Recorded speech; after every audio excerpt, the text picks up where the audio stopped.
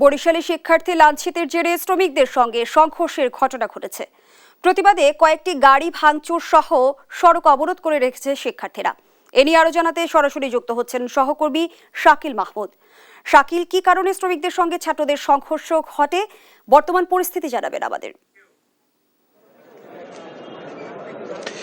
দেখুন, এই মুহূর্তে আমি আছি বরিশালের রূপাতলী বাস টার্মিনাল এলাকায় এবং আপনারা দেখতে পাচ্ছেন যে পুরো এলাকাটি কিন্তু আইন শৃঙ্খলা বাহিনী কিন্তু ঘিরে রেখেছে নিরাপত্তার চাদরে এবং এখানে সেনাবাহিনী, র্যাব, পুলিশ সহ আইন শৃঙ্খলা বাহিনীরা কিন্তু উপস্থিত রয়েছেন এবং এরই মধ্যে কিন্তু শিক্ষার্থী এবং যারা বাস শ্রমিক আছে তাদের মধ্যে কিন্তু একটি বৈঠক অনুষ্ঠিত হচ্ছে যাতে দ্রুত এই সমস্যার সমাধান হয়। আমরা কথা বলেছিলাম শিক্ষার্থীদের সাথে, শিক্ষার্থীরা যেটা আমাদেরকে জানিয়েছে, আজ দুপুরে বিএম কলেজের এক নারী শিক্ষার্থী আসলে বরিশাল আসার পথে তিনি এই বাসের যে ভাড়া, সেই ভাড়াটি যাতে অর্ধেক নেওয়া হয়, শিক্ষার্থী কার্ড দেখান তিনি, এবং এর পরিপ্রেক্ষিতে এক পর্যায়ে কিন্তু তাদের সাথে আসলে কথা কাটাকাটি হয় এবং সেই কথা কাটাকাটির বিষয়ে কিন্তু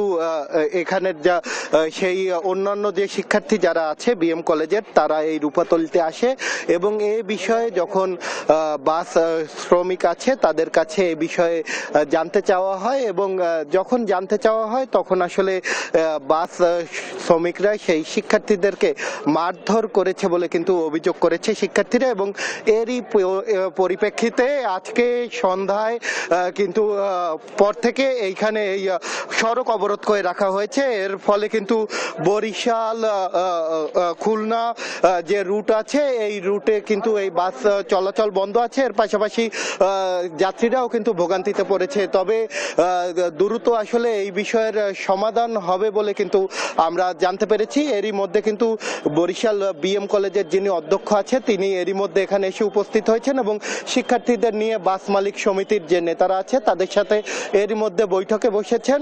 হয়তোবা কিছুক্ষণের মধ্যেই এই সমস্যার সমাধান হবে বলে কিন্তু আমরা জানতে পেরেছি এবং শিক্ষার্থীরা বাস ভাড়া শিক্ষার্থীদের জন্য কমানোর পাশাপাশি আসলে তারা 4 দফা দাবি জানিয়েছেন। এই দাবিগুলো যদি মানা হয় তাহলেই এই অবরোধ থেকে সরে যাবে বলে কিন্তু শিক্ষার্থীরা জানিয়েছেন। তো বরিশাল থেকে এতটুকুই ছিল আমার কাছে থাকা সবশেষ।